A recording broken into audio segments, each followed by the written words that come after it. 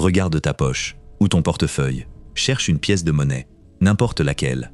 Maintenant, observe de très près les bords de la pièce, pas le côté plat, le bord circulaire, la tranche externe. Si tu regardes vraiment bien, tu verras de petites entailles, des petites lignes dentelées, comme des dents minuscules tout autour du périmètre de la pièce. La plupart des gens pensent, c'est juste un design ancien, c'est de l'esthétique, c'est pour faire ressembler la pièce à quelque chose de spécial. C'est faux, complètement faux. Et c'est même très, très loin de la vérité. Ces petites entailles, ces dentelures minuscules ne sont pas là par hasard. Elles ne sont pas là pour la beauté, elles ne sont pas là pour l'apparence. Elles sont là parce qu'il y a plus de 500 ans, quelqu'un a dû résoudre un problème majeur de fraude monétaire. Et la solution a été tellement brillante, tellement efficace, qu'elle est toujours utilisée aujourd'hui, en 2026, en ce moment même. Et c'est une histoire qui remonte à l'or, à la malhonnêteté, à la cupidité humaine, et à comment une simple marque sur une pièce a changé complètement le système économique mondial. Laisse-moi te ramener en arrière. Avant le XVIe siècle, les pièces de monnaie n'avaient pas de dentelure. Elles étaient lisses, complètement lisses. C'est important à comprendre. Les bords étaient arrondis, mais vides. Aucun motif, rien. Et à cause de cela, à cause de cette simplicité, il y avait un problème énorme, systémique, économique dans le commerce mondial. Le problème s'appelait clipping, c'est-à-dire découpage, rasage, enlèvement de matière. Voici exactement comment ça fonctionnait et pourquoi c'était devenu un crime massivement populaire. Tu prenais une pièce de monnaie, mettons une pièce d'or, une pièce de vraie valeur élevée, une pièce que les gens respectaient et acceptaient partout. Et tu prenais un petit outil tranchant, un couteau affilé, ou des ciseaux, ou une petite lame de rasoir. Et très discrètement, très doucement, tu coupais une petite partie du bord de la pièce, juste un petit morceau, quelques millimètres, rien de visible à première vue. Peut-être que tu rasais un demi-millimètre de l'une des faces, ou tu enlevais une petite bande du bord. Les techniques variaient. La pièce semblait toujours normale, elle avait l'air presque complète. Si tu la regardais rapidement, tu ne remarquais rien. Absolument rien. Mais tu venais de voler de l'or pur. Et voici le pire, la pièce pouvait toujours être dépensée. Tu pouvais la donner à un marchand, à un banquier, à quelqu'un d'autre, et il l'accepterait, parce qu'elle semblait intacte, parce qu'elle avait la même apparence qu'une pièce normale. C'était du vol parfait, absolument parfait. Et les criminels, les vrais criminels, mais aussi les marchands ordinaires, les banquiers, même les citoyens normaux, faisaient cela à grande échelle. Les estimations historiques suggèrent que jusqu'à 20-30% des pièces en circulation dans certaines villes européennes étaient découpées. 20-30%.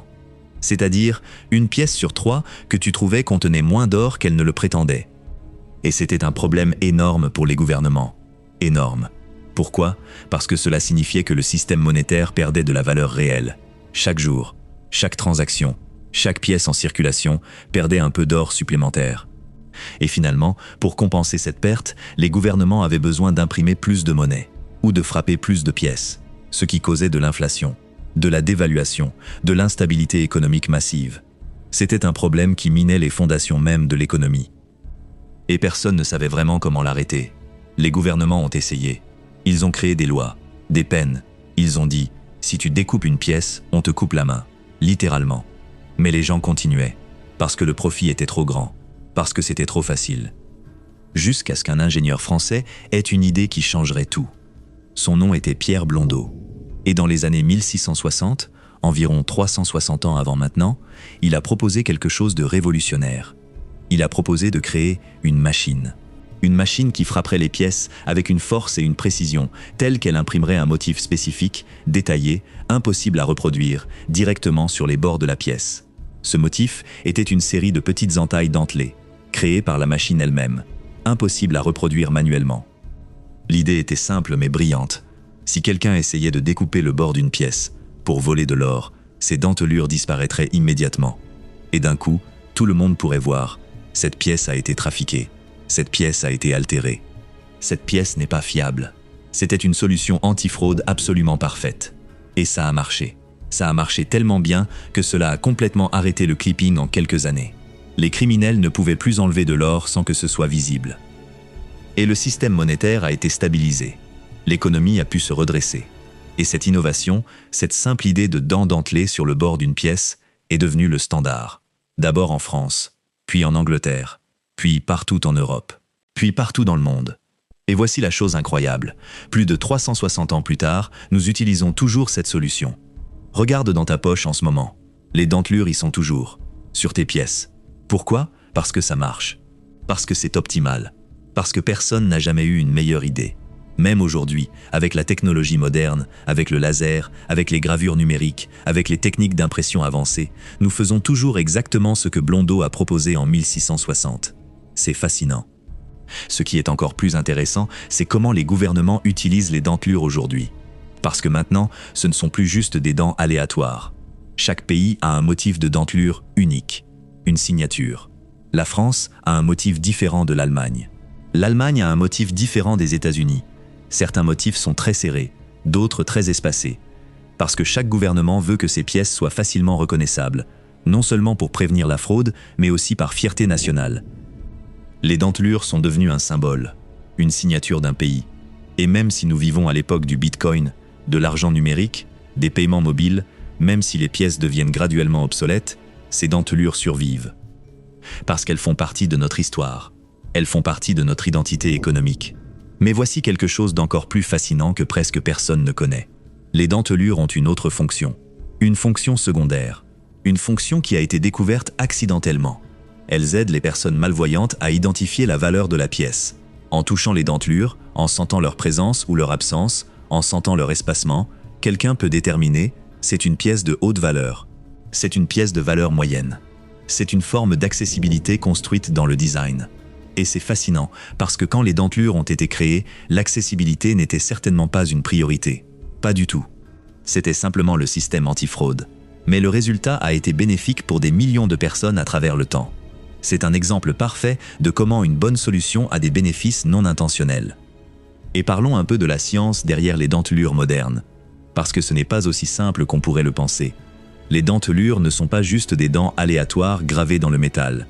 Il y a une science, une géométrie, une précision, le nombre de dentelures, l'espacement, la profondeur, l'angle, tout cela est calculé.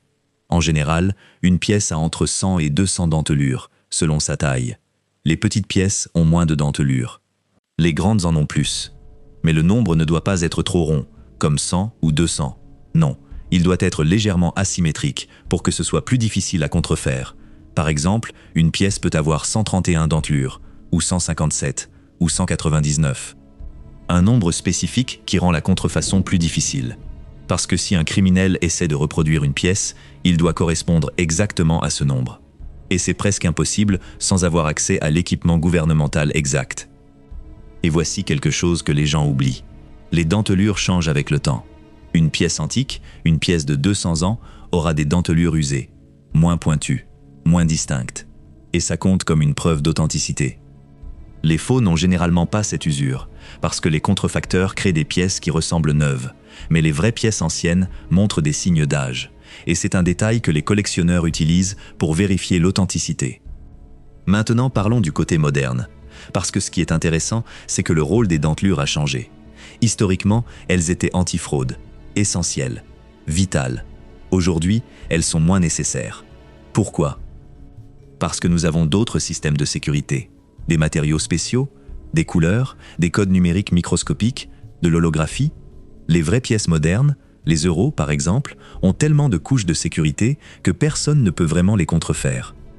Les dentelures seules ne sont plus suffisantes pour la sécurité moderne, mais elles restent, parce que c'est un standard, un héritage, une tradition. Et certains pays, comme la Suisse, avec ses francs suisses, ont des dentelures très distinctes, des motifs très spécifiques. Parce que c'est devenu une partie de leur identité monétaire. Et c'est fascinant de réaliser que nous continuons à utiliser une solution créée il y a 360 ans, même si ce problème n'existe presque plus. C'est comme un fossile vivant de la technologie. Et voici la dernière chose que je veux te dire. Il y a une équation mathématique, une formule, que les gouvernements utilisent pour déterminer le nombre de dentelures qu'une pièce doit avoir. La formule prend en compte le diamètre de la pièce, la valeur nominale, le matériau, l'épaisseur, et même des facteurs de sécurité supplémentaires. Et le résultat est ce nombre spécifique de dentelures. Donc quand tu tiens une pièce, tu tiens littéralement le résultat d'une équation mathématique. Tu tiens une solution à un problème qui a été créé il y a 360 ans. Tu tiens l'héritage d'une innovation qui a changé l'économie mondiale. Et tu ne le remarques même pas. Parce que c'est tellement ordinaire, tellement normal, tellement invisible. Et c'est ça qui est beau dans les objets du quotidien. Ils sont remplis d'histoire, de solutions, de brillance. Nous vivons entourés par 500 ans d'innovation économique. Et nous ne remarquons que le poids de la pièce dans notre poche. Si tu veux découvrir d'autres histoires comme celle-ci, d'autres objets ordinaires qui contiennent des secrets extraordinaires, tu devrais absolument t'abonner à cette chaîne. Je publie une nouvelle vidéo chaque semaine. Chaque vidéo t'explique un autre mystère d'un objet que tu utilises sans réfléchir. Appuie sur le bouton « S'abonner », c'est gratuit et ça m'aide énormément. Active aussi la cloche de notification. Comme ça, tu recevras une alerte dès que je publie une nouvelle vidéo. Et si cette vidéo t'a vraiment intéressé, si tu as aimé apprendre pourquoi les pièces ont des dentelures, mets un like, sérieusement. Un like m'aide à atteindre plus de gens qui aiment apprendre des choses comme ça. Mais avant que tu partes, je veux te parler de quelque chose d'important. La production de ces vidéos, la recherche historique, l'écriture, l'animation, le montage professionnel me prend beaucoup de temps. Et ça me coûte de l'argent, de l'équipement, des outils. Si tu apprécies vraiment ce genre de contenu éducatif, si tu veux que je continue à produire des vidéos comme celle-ci avec une recherche approfondie et une narration de qualité, tu pourrais envisager de me soutenir. J'ai un lien Buy Me a Coffee dans la description de la vidéo. Quelques euros suffisent pour m'offrir un café, et ça montre que mon travail est apprécié. C'est complètement volontaire, aucune pression, mais chaque petit soutien m'aide vraiment à continuer. Merci à tous ceux qui soutiennent déjà cette chaîne. Et pour ceux qui ne l'ont pas fait, s'il te plaît, abonne-toi. Clique sur ce bouton. C'est la meilleure façon de m'aider. Et si tu as un autre secret d'objet du quotidien que tu aimerais que j'explique, écris-le dans les commentaires. Sérieusement, je lis tous les commentaires. Peut-être que je ferai une vidéo sur le sujet que tu suggères. La prochaine vidéo sera sur quelque chose d'encore plus intriguant. Nous allons t'expliquer pourquoi tous les codes QR au monde ont exactement 3 carrés, et c'est de la géométrie pure. À très bientôt. Merci d'avoir regardé. C'était pas si simple.